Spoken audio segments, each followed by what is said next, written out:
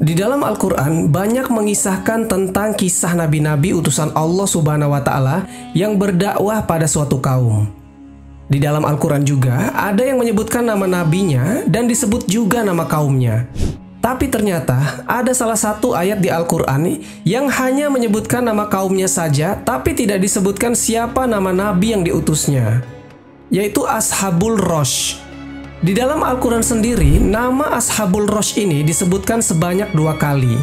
Masing-masing terdapat pada surat Al-Furqan ayat ke-38 dan surat Qaf ayat ke-12. Dan telah kami binasakan kaum Ad dan Samud, dan penduduk Rosh, serta banyak lagi generasi di antara kaum-kaum itu. Al-Quran surat Al-Furqan ayat ke-38. Kalau kita lihat dari ayat itu, kaum Ad jelas adalah kaumnya Nabi Hud, dan kaum Samud adalah kaumnya Nabi Saleh.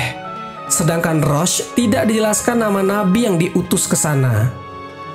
Namun ada beberapa hadis yang bercerita tentang kisah penduduk Rosh ini, meskipun memang tidak ada riwayat hadis yang sahih.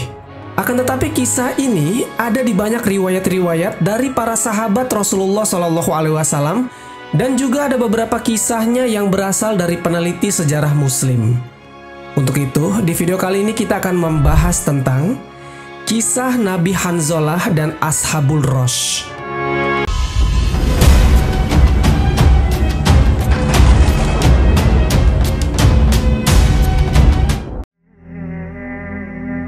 Assalamualaikum warahmatullahi wabarakatuh, Sobat Jazirah Ilmu yang dimuliakan Allah. Semoga kita selalu dalam keadaan sehat walafiat. Amin ya Rabbal Alamin. Nabi Hanzalah hidup sezaman dengan Raja Zulkarnain dan Nabiullah Khidir. Artinya, beliau hidup sekitar abad ke-5 sebelum Masehi. Itu berarti 500 tahun sebelum Nabi Isa diutus. Nabi Hanzalah merupakan keturunan dari Yahuda, yang berarti beliau nabi yang berasal dari kalangan Bani Israel. Silsilahnya adalah Hanzalah bin Safwan bin Al-Harits bin Al-Qahtan. Kisahnya begini teman-teman. Nabi Hanzalah diutus kepada suatu kaum yang bernama penduduk Rosh, atau dalam bahasa Arabnya disebut dengan Ashabul Rosh. Nah, Ashabul Rosh ini adalah orang-orang yang tersisa dari kaum Samudnya Nabi Saleh. Kita pernah membahas azab kaum Samud ini di video beberapa waktu lalu. Jadi ketika itu, azab yang membinasakan kaum Samud, yang ketika itu Allah Subhanahu wa Ta'ala binasakan kaum Samud ini dengan suara teriakan malaikat Jibril yang mengakibatkan seluruh penduduk kaum Samud ini mati. Nah, ternyata ada beberapa orang dari kaum Samud ini yang selamat dari malapetaka itu. Kemudian sisa-sisa orang kaum Samud ini beranak pinak hingga membentuk peradaban baru yang dinamakan dengan Ashabul Rosh. Ashab atau Ashabul yang berarti penduduk atau penghuni, dan Rosh memiliki arti sumur lama. Ada juga yang mengartikan Rosh sebagai telaga yang sudah kering airnya. Kisah tentang Nabi Hanzalah dan kaum ini terbagi menjadi 2 cerita besar. Yang pertama, kisah tentang Nabi Hanzalah dan burung Anqa. Dan yang kedua, kisah tentang Ashabul Rosh yang menyembah pohon keramat. Pertama, kita akan mengisahkan tentang Nabi Hanzalah dan burung Anqa terlebih dahulu. Kisah ini diceritakan oleh Imam Abu Al-Hasan, atau yang lebih dikenal dengan julukan Imam Al-Kisai. Penduduk Rosh tinggal di wilayah Hadramaut, Yaman. Di kota ini terdapat pepohonan, buah-buahan, dan kampung-kampung yang makmur. Nah, di kampung ini ada sebuah gunung yang bernama Gunung Falaj. Gunung Falaj adalah rumah bagi sebagian besar jenis burung-burung. Artinya, di Gunung Falaj ini ada banyak sekali jenis burung yang membuat sarang mereka di sana. Dan ada satu jenis burung yang cukup menarik perhatian di sana. Burung ini bernama burung Anqa. Kata Anqa memiliki arti berleher panjang. Ciri-ciri burung ini adalah memiliki ukuran yang sangat besar. Tak ada yang tahu pasti berapa meter ukuran burung ini, tapi dikisahkan apabila burung ini terbang, sayap-sayapnya mampu menutupi matahari seperti awan. Jadi, kalau burung ini sedang terbang di atas kita, situasi di sekitar menjadi gelap karena sayap besar dari burung ini menutupi sinar matahari. Kemudian, burung anko ini teman-teman punya leher yang panjang seperti leher unta. Makanya makna anko adalah berleher panjang. Dan uniknya, burung ini juga punya 4 buah sayap, yang 2 berukuran besar dan 2-nya lagi berukuran kecil.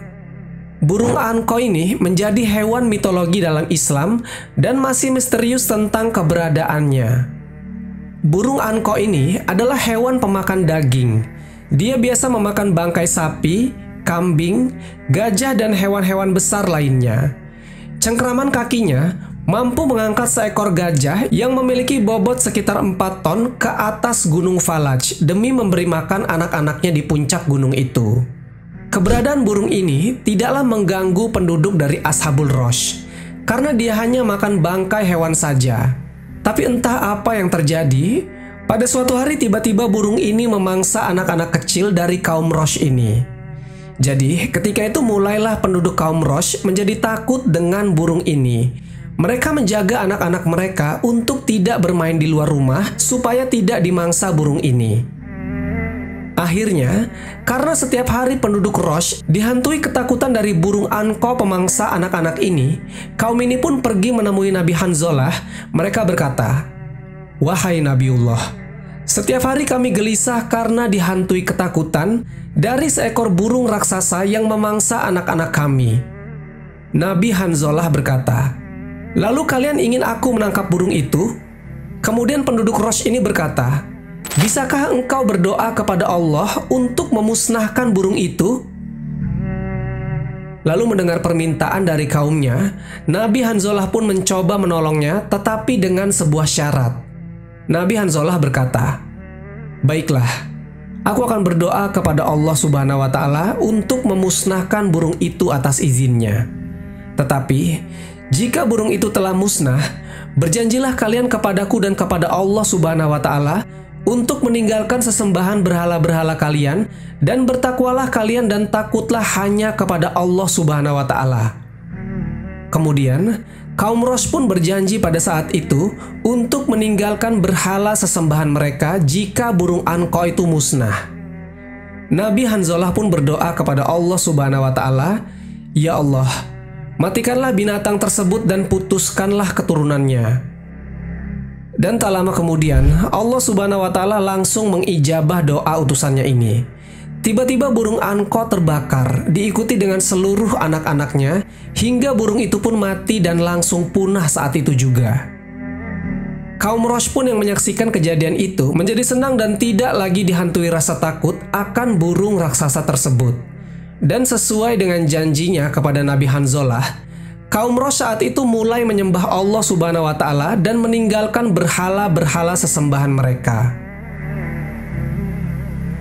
Sobat Jazirah Ilmu yang dimuliakan Allah, sekarang kita akan menceritakan bagian keduanya. Kisah kedua yang akan diceritakan kali ini ada khilaf dari para ulama. Apakah kejadiannya setelah peristiwa burung anko ataukah sebelumnya? Tapi pada intinya, kita akan menceritakan secara berurutan saja agar lebih mudah dipahami dan lebih mudah mengambil ibrahnya dari kisah kali ini. Cerita kedua. Setelah kira-kira 1 atau 2 tahun, kaum Rosh ini menyembah Allah Subhanahu wa Ta'ala dan meninggalkan berhala-berhala sesembahan mereka. Mereka pun mulai kembali lagi mencari berhala baru. Kalau bahasa modernnya, kaum ini kembali ke setelan pabrik. Awalnya kaum ini kan menyembah patung-patung dan api atau matahari. Saat itu mereka punya berhala baru. Berhala mereka ini adalah sebuah pohon besar tua yang ada di perkampungan mereka. Pohon ini bernama pohon Sanaubar, atau dalam bahasa lain Syahdirah, yang memiliki arti raja pohon. Pohon ini teman-teman sejenis dengan pohon pinus. Yang di bawah pohon ini terdapat seperti mata air yang memancar seolah-olah air itu dihasilkan dari pohon ini. Kemudian mereka menyangka bahwa pusat dari pohon Sanaubar yang terdapat mata air yang mengalir itu adalah sumber kehidupan Tuhan yang turun ke muka bumi. Alasan kenapa mereka menyembah pohon ini adalah karena yang menanam pohon Sanaubar ini bukan orang sembarangan. Yang menanam adalah Yafits bin Nuh, yang merupakan salah satu dari 3 anak Nabi Nuh alaihissalam. Dikisahkan, pohon sanaubar ini ditanam Yafits ketika mereka turun dari kapal atau bahtera Nabi Nuh alaihissalam pasca banjir bandang yang membinasakan seluruh kehidupan. Selain itu, kaum Rosh juga memberikan larangan-larangan terkait pohon yang dikeramatkan ini. Nah, karena ada aliran air seperti sungai kecil yang terlihat seperti bermuara dari pohon besar ini, ketika itu diadakan larangan bahwasanya penduduk beserta hewan ternak dilarang minum atau mengambil air dari sungai itu. Jika ketahuan ada yang melakukannya, maka hukumannya harus dibunuh. Karena kaum Rosh meyakini bahwa pohon tersebut merupakan hayat al-ilahiyat atau yang memiliki arti kehidupan ketuhanan, sehingga diberikan larangan kepada siapapun untuk tidak mengganggu dan mengambil manfaat dari pohon keramat itu. Teman-temanku seiman, sebulan sekali kaum Rosh ini membuat semacam hari besar atau perayaan mereka. Jadi pada hari itu, mereka keluar menuju pohon ini dengan membawa hewan-hewan yang telah disembelih dan membakarnya di depan pohon sanaubar itu. Kemudian, ketika asap bakaran itu sudah membumbung tinggi di langit, mereka mulai bersujud kepada pohon itu. Lalu mereka menangis dan membuat permohonan-permohonan hingga pohon ini pun mengeluarkan suara yang menjawab langsung doa-doa dari kaum ini. Padahal mereka sebenarnya tak sadar sedang dibohongi oleh syaitan.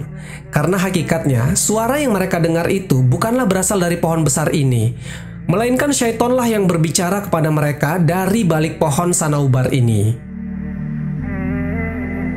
Pohon besar sanaubar ini disembah oleh kaum Rosh yang terbagi menjadi 12 desa.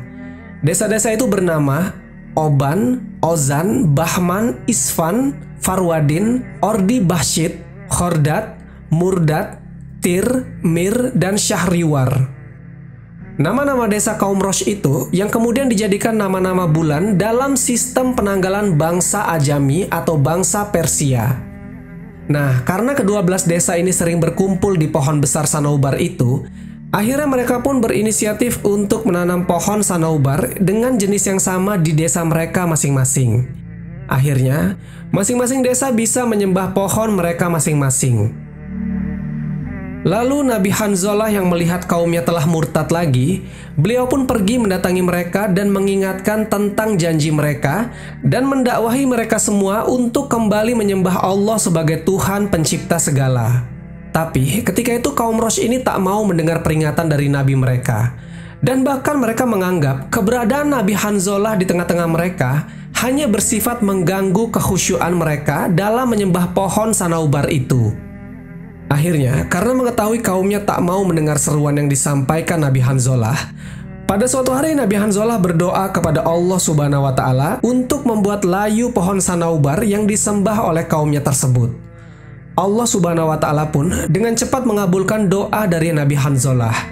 Hingga pada suatu hari, perlahan-lahan semua pohon sanaubar mulai layu daunnya, dan lambat laun seluruh pohon-pohon tersebut mati. Sobat Jazirah Ilmu yang dimuliakan Allah, ketika mengetahui pohon berhala yang mereka sembah mati, orang-orang kaum Rosh ini mulai menjadi marah. Mereka berkata, ini pasti ulah dari Hanzalah. Dia pasti mendoakan supaya pohon ini mati. Lalu beberapa orang kaum Rosh mulai bermusyawarah. Mereka menyusun rencana pembunuhan kepada Nabi Hanzalah. Tapi mereka ingin Nabi Hanzalah mati dengan cara perlahan. Artinya, mereka ketika itu tak ingin langsung membunuh Nabi Hanzalah. Mereka mau Nabi Hanzalah ini mati dalam keadaan tersiksa. Nah, karena arti dari Rosh adalah sumur lama, makanya di daerah tersebut ada banyak sumur-sumur yang telah kering. Mereka pun berniat memasukkan Nabi Hanzalah ke dalam sumur-sumur kering tersebut. Maka pada suatu hari, ditangkaplah Nabi Hanzalah oleh orang-orang ini, kemudian beliau diseret dan dimasukkan ke dalam salah satu sumur kering tersebut.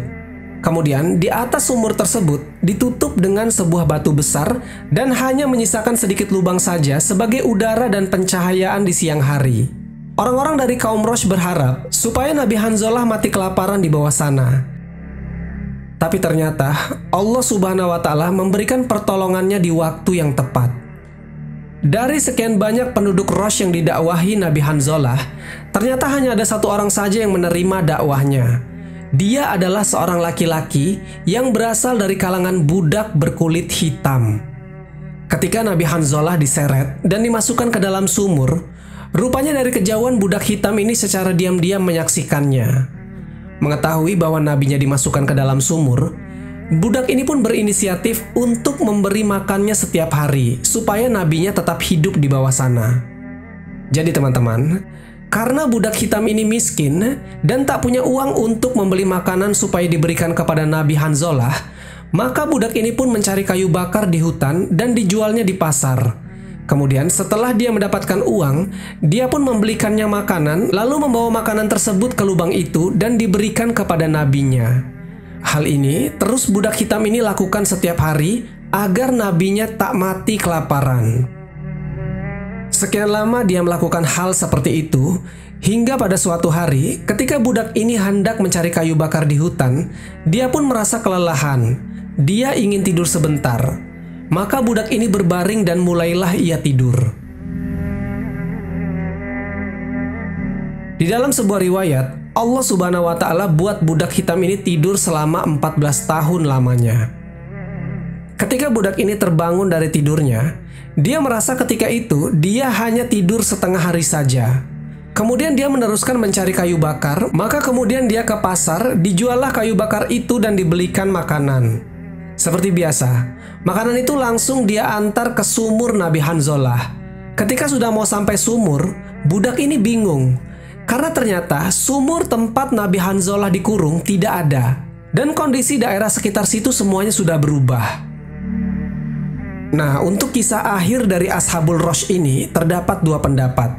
Yang pertama, ketika si budak tidur selama 14 tahun, saat itu kaum ini sedang mengadakan ritual di pohon keramat itu. Lalu mereka pun tiba-tiba semuanya terdiam dan beramai-ramai melihat ke arah langit. Karena saat itu tiba-tiba langit berubah menjadi gelap. Saat itu pula keluar lahar panas dari dalam tanah. Kemudian di langit pun tiba-tiba ada banyak sekali bola-bola api yang menghantam seluruh orang-orang di kaum ini. Allah Subhanahu wa Ta'ala azab mereka dengan azab yang luar biasa ketika mereka mendustakan nabinya. Akhirnya, kemudian tak ada lagi yang tersisa kecuali Allah Subhanahu wa Ta'ala binasakan. Dan yang selamat adalah budak yang tertidur di hutan tadi, satu-satunya pengikut dari nabi ini. Dan dalam kisah yang kedua, ketika si budak ini tertidur, dan ketika kaum ini akan ditimpah azab, maka kemudian kaum ini sadar bahwasanya nabi yang mereka masukkan ke dalam sumur itu benar. Lalu mereka buru-buru angkat nabi itu untuk kemudian beriman kepada nabi dan mentauhidkan Allah Subhanahu wa Ta'ala. Azab Allah Subhanahu wa Ta'ala pun tidak jadi ditimpahkan kepada kaum ini hingga semuanya beriman pada saat itu. Sobat Jazirah Ilmu yang dimuliakan Allah, kisah Ashabul Rosh ini tidak memiliki riwayat yang jelas. Makanya kenapa bisa ada dua versi yang berbeda? Dikarenakan kisah ini berasal dari para ahli sejarah yang berusaha menyatukan antara potongan kisah satu dengan kisah lainnya. Maka dirangkum dan dijadikan sebuah cerita. Wallahu a'lam bishawab. Jadi itulah kisah tentang kisah Nabi Hanzalah dan Ashabul Rosh. Semoga kisah ini bermanfaat. Lebih dan kurangnya mohon dimaafkan. Yang benar datangnya dari Allah Subhanahu wa Ta'ala. Khilaf atau keliru itu datangnya dari saya pribadi sebagai manusia biasa. Sampai ketemu di kisah-kisah seru yang penuh makna selanjutnya. Saya akhiri. Wassalamualaikum warahmatullahi wabarakatuh.